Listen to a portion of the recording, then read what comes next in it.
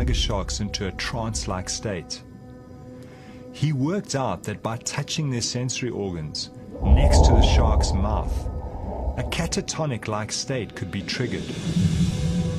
It was only his deep knowledge of sharks and his fearlessness up close that made this strange and intimate feat possible. I wondered how Walter would react to the crocodiles.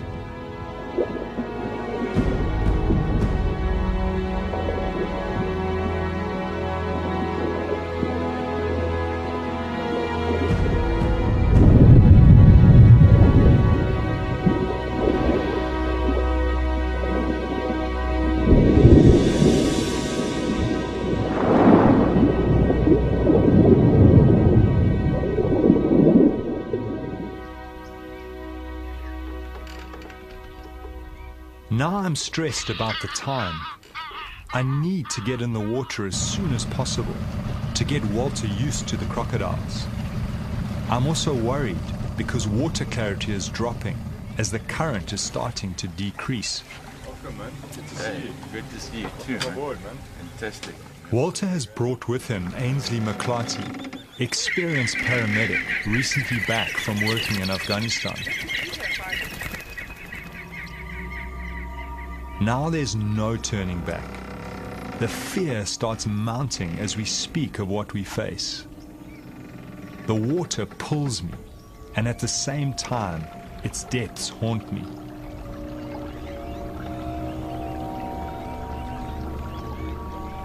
So Walter, how are you feeling? I mean, this is the first time you've been up here in the Delta. What's your sense of all of this?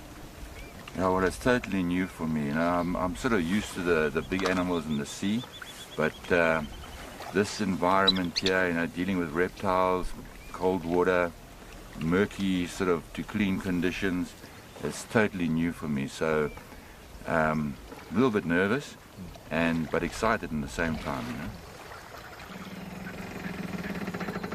When I was first contacted, they told me that they needed a nurse, you know, someone with paramedic experience, with Africa outdoor experience. And I said to them, they don't need a nurse, they need a psychiatrist, because what person is going to go out and dive with crocs? The biggest concern when you have a limb taken or puncture wounds is obviously a person being in water that they can bleed out very quickly. And so putting pressure on, getting a drip up as quickly as possible, and stabilizing the patient is always the most important. I've dealt quite a few times with people who've lost limbs, and it's definitely very achievable to save their life.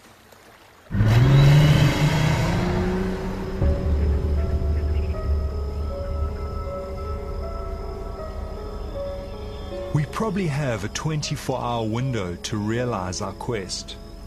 Once the carcass is finished, the crocodiles will disperse. We have to find the carcass and try to dive late this afternoon or tonight, even though it increases the risk factor. This might be our only chance.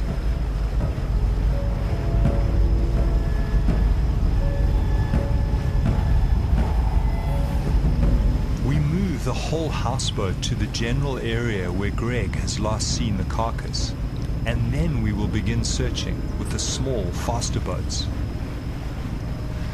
Now I'm feeling most alive, close to the wild, to nature, to the feast. All other thoughts fade. I'm with the giants in my mind, at the carcass.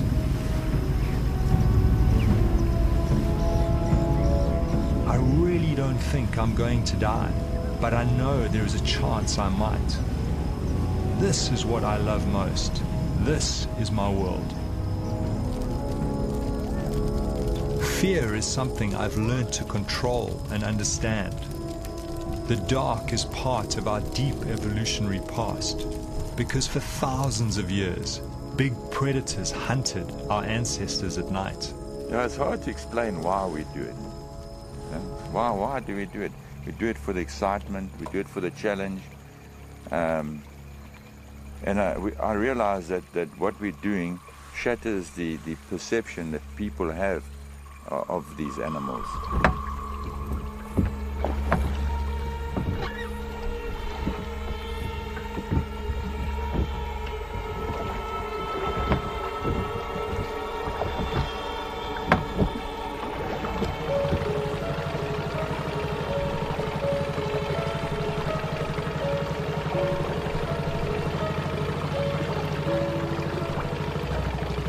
Greg motors to the area where he last saw the carcass and looks for signs. Now the adrenaline is surging through me. The swamp, the reeds, the tiny insects, every sound, all hyper-real. Greg, how many of them are there? Suddenly we spot a large number of glowing eyes and plenty of crocodiles near the surface. Greg is sure the carcass is nearby. The crocs seem not too fearful of the boat at night. The plan is for Greg to watch activity on the surface and flash us with his light if he feels too many crocodiles are moving in on us. Walter, the croc. Our job is to find the carcass and determine how much flesh is left. We slip in and move cautiously.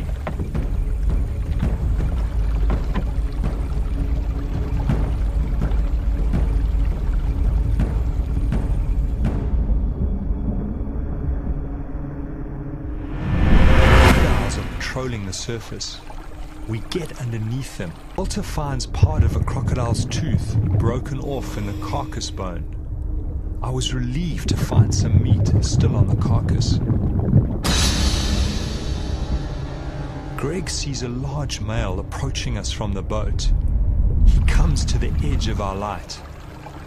There is something about this animal that gives Greg a bad feeling. He signals for us to get out.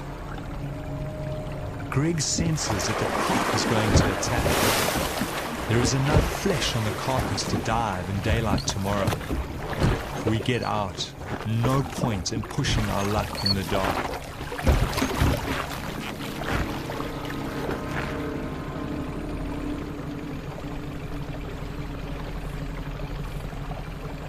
How's that tooth in that femur? Actually brought it up with me, eh? Let me have a look. Oh, that's incredible. Obviously broke off when they were biting into them because their bite force is amazing. And apparently this ridge on the side is what they use to actually, when they lash out, bash into other animals. Now's a good time to tell me about all that stuff, eh? Yeah, Oh my goodness.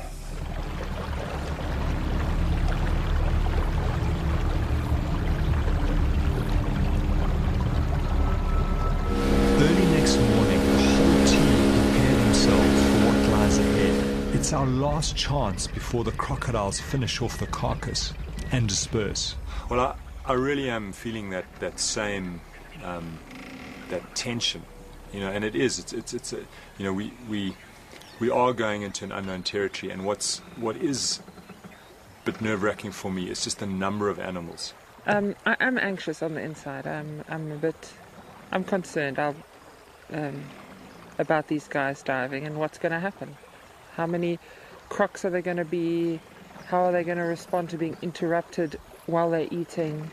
Are they going to be functioning in a pecking order and see the divers as a threat? I mean, who knows? So, yeah, this is crunch time, and I'll be far more comfortable when it's over.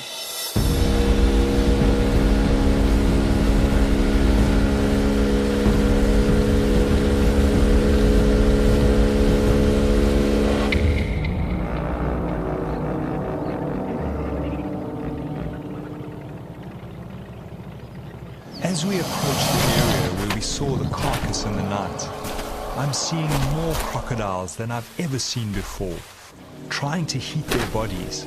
They need heat for the energy to feast. Every available piece of dry land is covered with crocodiles. The carcass has to be close.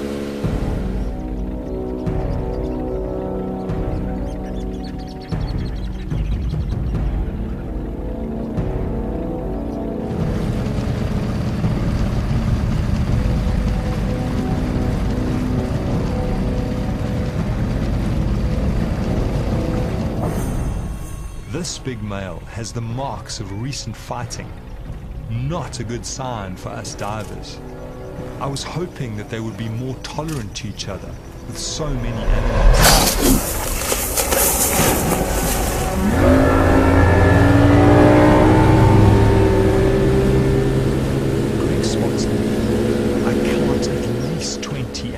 near the carcass. Knowing we are about to enter the water, my whole stomach starts going into a knot. I focus on breathing, put all the good encounters in the front of my mind, and push the nightmares away.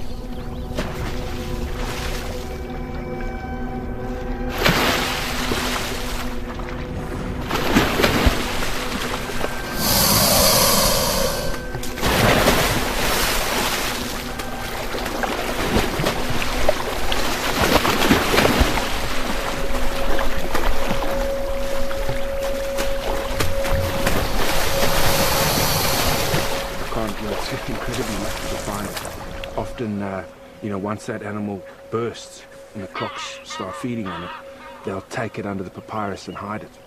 And there it's a perfect situation. It looks like they've pushed it into a little bay. It's in still water, it's sort of wedged up against the tree, and they've started to feed on it. I must say, Walter, I've got that same little butterfly feeling that I had when I first time I got in. We're going to have a look, eh? And just be aware that the smell of that rotting meat is like a magnet to these animals. They'll be swimming upriver, all coming to investigate the source of that.